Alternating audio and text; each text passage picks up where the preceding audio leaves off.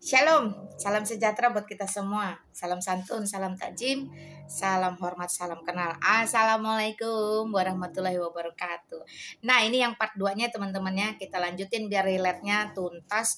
Bagaimana nubuatan tadi sebenarnya tidak berdasar dan tidak ada di dalam Alkitab tentang nabi-nabi lain yang membawa kebaikan, keselamatan terutama setelah Yesus Kristus. Yesus Kristus itu nabi di atas segala nabi.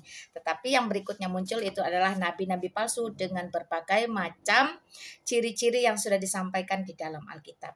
Nabi palsu, guru palsu, para bidat. Nah, itu yang akan muncul memenuhi atau menggenapi nubuatan tentang akhir zaman. Wah, supaya apa? Supaya orang Kristen memiliki iman yang sejati, bukan sekedar Kristen, bukan ikut-ikutan menjadi Kristen, tetapi memiliki iman yang sejati.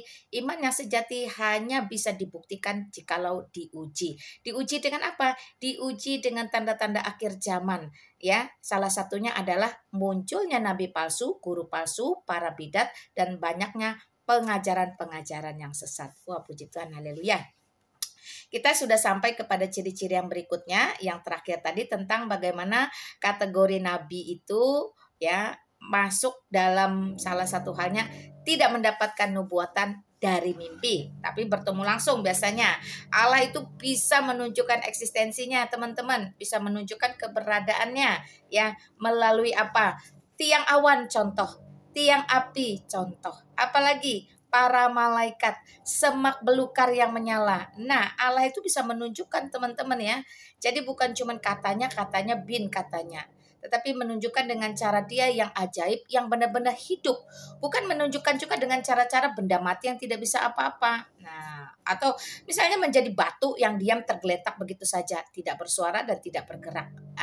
Atau tidak menunjukkan apapun, itu tidak seperti itu teman-teman ya. Kita lanjut dulu. Jadi ciri-ciri yang berikut itu dia adalah mati diracun. Kita bercerita bagaimana seorang Rasul Paulus, rasul yang besar, wah itu luar biasa. Jangankan dia mati diracun, ketika dia digigit oleh ular paling beracun, ular beludak, dia tidak mati. Kenapa bisa? Karena nabi sejati, rasul sejati itu mendapat pimpinan, mendapat perlindungan dari Allah yang Maha Kuasa. Ya, Roh Kudus Allah itu beserta kepada setiap nabi dan rasul yang asli.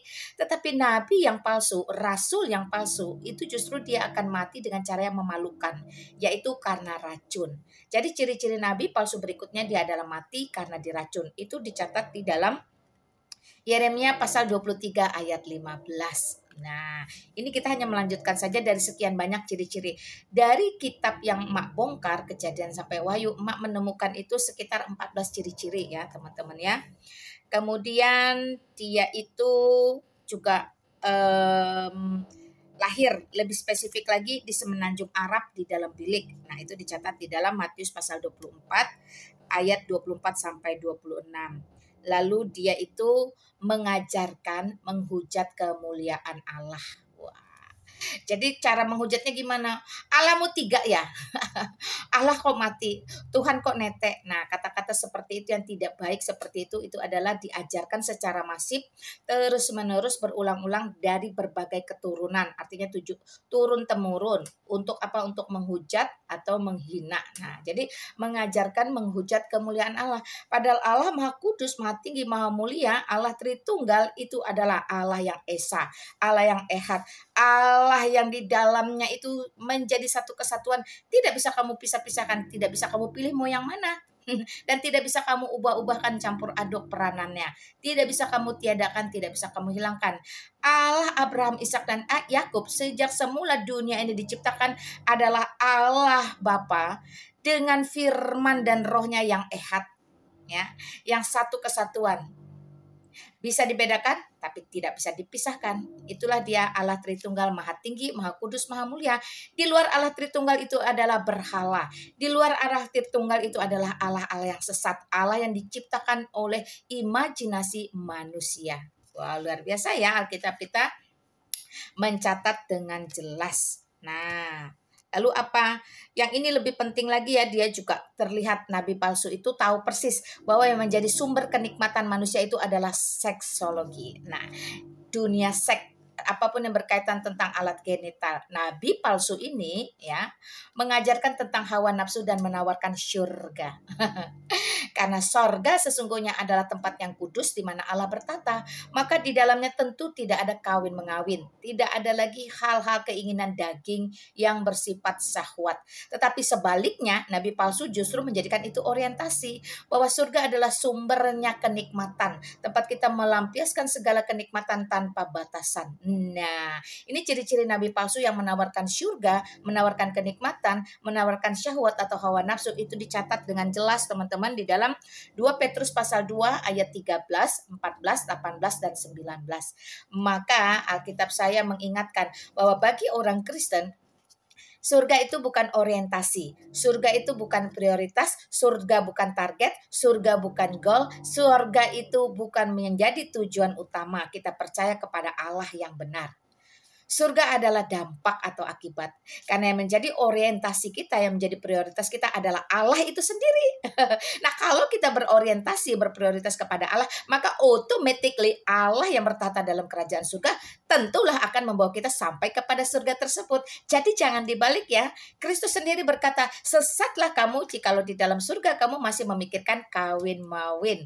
Haleluya. Jadi apa yang disampaikan Kristus tentu akan berbanding terbalik dengan apa yang dijanjikan oleh nabi palsu. Tetapi sekali lagi puji Tuhan, haleluya, Alkitab sudah men-treat kita, sudah memberikan kita batasan dan warning sehingga kita bisa di-remind terus-menerus, oh ini palsu, oh ini enggak, oh ini palsu, oh ini enggak, oh ini palsu, oh ini enggak. Haleluya, puji Tuhan. Nah, yang terakhir mungkin ini teman-teman ya, nabi palsu ini berdasarkan Alkitab saya disesatkan oleh iblis yang menyamar sebagai malaikat terang yang bersemayam atau bersembunyi di dalam gua-gua yang gelap. Wah, haleluya.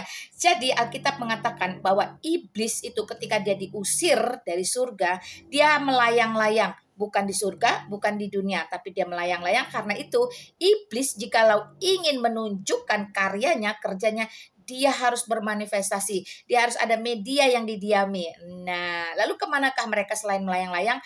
Mereka bersembunyi atau bersemayam di dalam gua-gua yang gelap. Mereka bisa menyamar. Perhatikan, menyamar berarti mereka menipu. Karena iblis adalah bapa segala dusta. Semua dusta, semua tipu itu bersumber dari iblis. Dia bapaknya. Nah, iblis dalam bentuk malaikat terang itu menyamar, bersembunyi, bersemayam dalam gua yang gelap.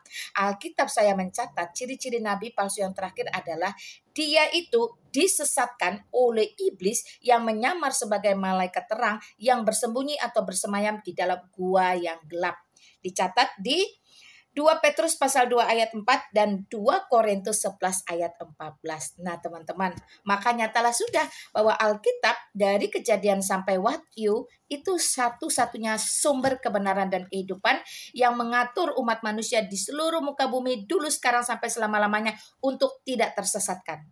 Untuk bisa mengenal dan mencari Allah yang benar, untuk bisa bertemu dengan Allah yang benar, untuk bisa menerima karya agung Allah di dalam Kristus Yesus sebagai Tuhan dan Juru Selamat.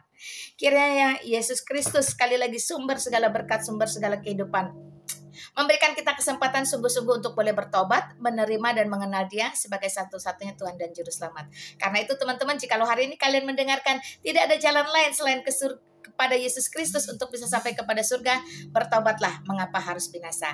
Hanya satu jalan ke surga, hanya di dalam Yesus. Tiada yang lain, tiada yang lain, hanya ada dalam Yesus. Hanya satu jalan ke surga, hanya di dalam Yesus. Salam santun. Salam sejahtera buat kita semua. Tuhan Yesus Kristus memberkati. Shalom.